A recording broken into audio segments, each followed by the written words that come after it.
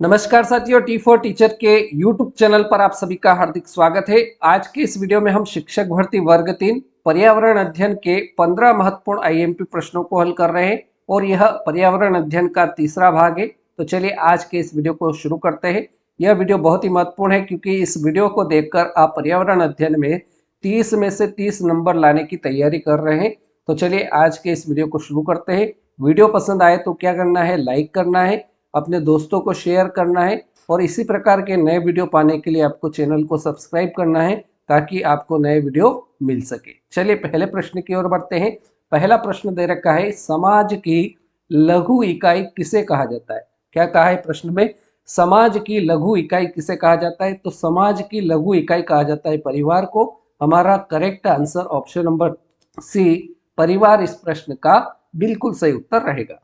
अगले प्रश्न की ओर बढ़ते हैं। प्रश्न संख्या 2, पृथ्वी के फेफड़े किसे कहा जाता है। क्या कहा है प्रश्न में, पृथ्वी के फेफड़े किसे कहा जाता है। सुंदर वन को, ऑप्शन बी है अमेजन वन को, option C Himalaya, option number D दे रखा है इनमें से कोई नहीं। तो पृथ्वी के फेफड़े कहा जाता है अमेजन वन को। हमारा correct answer option number B बिल्कुल सही आंसर रहेगा।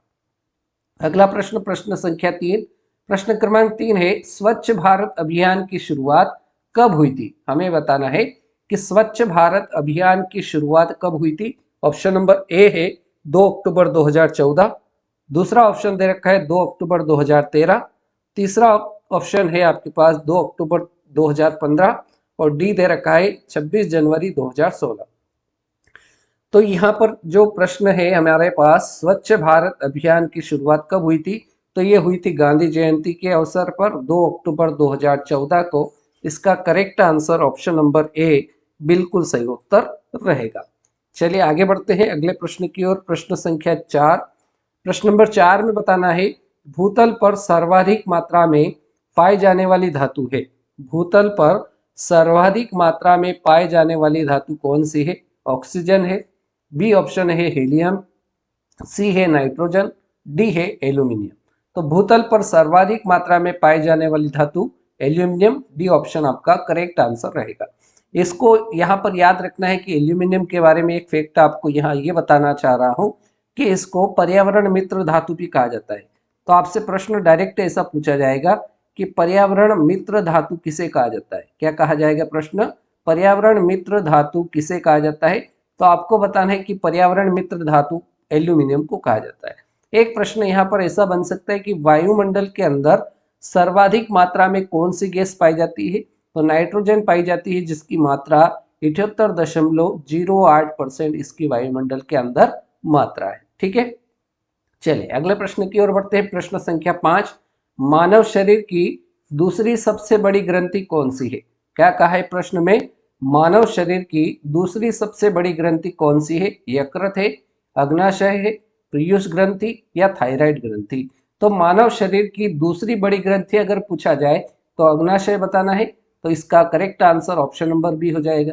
अगर आपसे पूछा जाए कि मानव शरीर की सबसे बड़ी ग्रंथि कौन सी है, तो पहली बड़ी ग्रंथि आपकी यकृत है, दूसरे नंबर की पूछा जाए तो अग्नाशय बताना है। ठीक है, चलिए अगला प्रश्न, प्रश्न संख्या 6, भारतीय पेट्रोलियम संस्थान, भारतीय पेट्रोलियम संस्थान कहाँ है।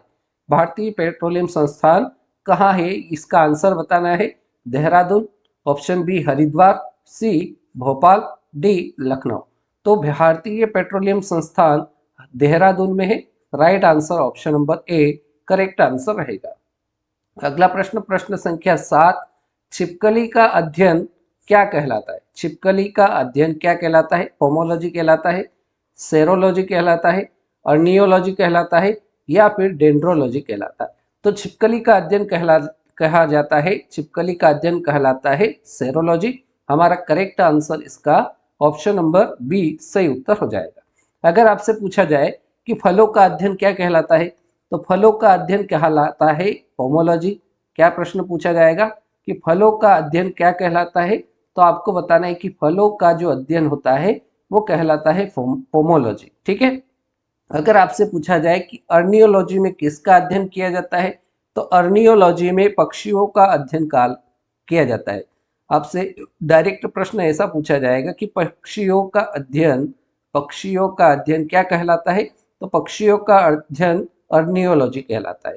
प्रश्न पूछा जाएगा कि झाड़ियों का अध्ययन क्या कहलाता है, तो आपको बताना है कि झाड़ियों का अध्ययन डेंड्रोलॉजी कहलाता है। झाड़ियों का अध्ययन डेंड्रोलॉजी, पक्षियों का अध्ययन अर्नियोलॉजी, फलों का अध्ययन पोमोलॉजी, और प्रश्न में पूछा था छिपकली का अध्ययन, ये हो जाएगा सेरोलॉजी। ठीक है, तो ये एक्स्ट्रा इन्फॉर्मेशन भी आपको नोट्स बनाकर लिख लेना है ताकि आपको रिवीजन में बहुत ही इसकी हेल्प होगी। ठीक है, चलिए अगले प्रश्न की ओर बढ़ते हैं। प्रश्न संख्या 8, प्रश्न क्रमांक 8 है, निम्न में से कौन सा संक्रामक रोग नहीं है। यहाँ पर संक्रामक रोग नहीं है वो हमें बताना है। तो 4 ऑप्शन में कौन सा रोग संक्रामक रोग नहीं है, तो यहाँ डी ऑप्शन में आपको मधुमेह डायबिटीज दे रखा है, यह रोग संक्रामक रोग नहीं होगा। तो इसलिए प्रश्न संख्या 8 का सही उत्तर ऑप्शन नंबर डी बिल्कुल करेक्ट आंसर रहेगा। प्रश्न संख्या 9, प्रश्न क्रमांक 9 में हमसे बोला है वसा में घुलनशील विटामिन कौन सा है। हमें बताना है कि वसा में घुलनशील विटामिन कौन सा है। तो आपको 2 प्रकार के प्रश्न इसमें देखने को मिल जाएंगे। एक तो पूछा जाएगा कि वसा में घुलनशील विटामिन कौन सा है, एक प्रश्न आपको पूछा जाएगा कि जल में घुलनशील विटामिन कौन सा है। तो मैं दोनों फैक्ट आपको बता रहा हूँ। जल में अगर पूछा जाए तो आपको याद रखना है बीसी, जल में पूछा जाए तो आपको याद रखना है बीसी, मतलब विटामिन बी और विटामिन सी जल में घुलनशील हो जाएगा। अगर आपसे प्रश्न में पूछा जाए कि वसा में घुलनशील विटामिन, तो आपको एक शब्द याद रखना है कीड़ा। क्या याद रखना है? कीड़ा याद रखना है।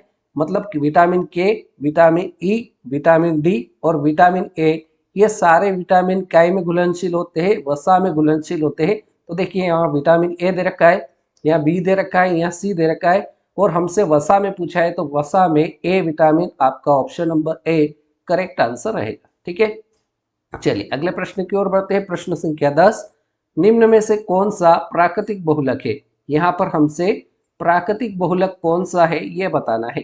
तो बेकेलाइट ये आपका कृत्रिम बहुलक है। ये कौन सा बहुलक है? आपका कृत्रिम है, कृत्रिम बहुलक। पीवीसी ये भी आपका कृत्रिम बहुलक हो जाएगा। पीवीसी भी कैसा बहुलक है? कृत्रिम बहुलक है। सेलुलोज, सेलुलोज जो है ये प्राकृतिक बहुलक हो जाएगा। तो इस प्रश्न का right answer option number C बिल्कुल करेक्ट आंसर हो जाएगा। और नायलॉन ये भी आपका कौन सा बहुलक है? कृत्रिम बहुलक है। तो राइट आंसर इस प्रश्न का ऑप्शन नंबर सी के साथ रहेगा। चलिए अगला प्रश्न देखते हैं। प्रश्न संख्या 11, दो अक्षांशों के बीच की दूरी कितनी होती है। क्या कहा है प्रश्न? दो अक्षांशों के बीच की दूरी कितनी होती है। तो दो अक्षांशों के बीच की दूरी 111 किलोमीटर होती है। सही आंसर आपका option number C correct answer रहेगा। प्रश्न संख्या 12, प्रश्न नंबर 12 है फेथोमीटर। फेथोमीटर का उपयोग किसे नापने में किया जाता है। फेथोमीटर का उपयोग किसे नापने में किया जाता है? भूकंप नापने में, बी है वर्षा नापने में, सी है ध्वनि तीव्रता नापने में, ऑप्शन डी है समुद्र की गहराई नापने में। तो फेथोमीटर का उपयोग समुद्र की गहराई नापने में किया जाता है।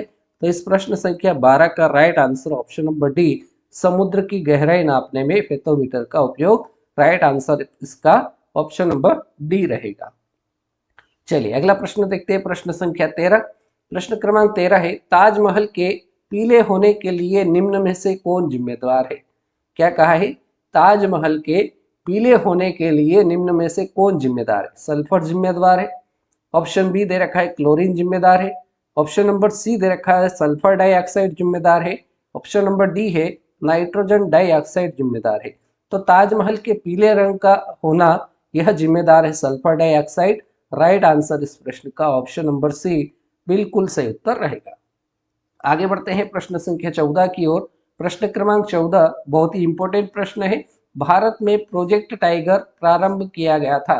भारत में प्रोजेक्ट टाइगर कब प्रारंभ किया गया था? 1972 में, ऑप्शन बी है 1973 में, ऑप्शन सी 1981 में, ऑप्शन नंबर डी दे रखा है 1985 में।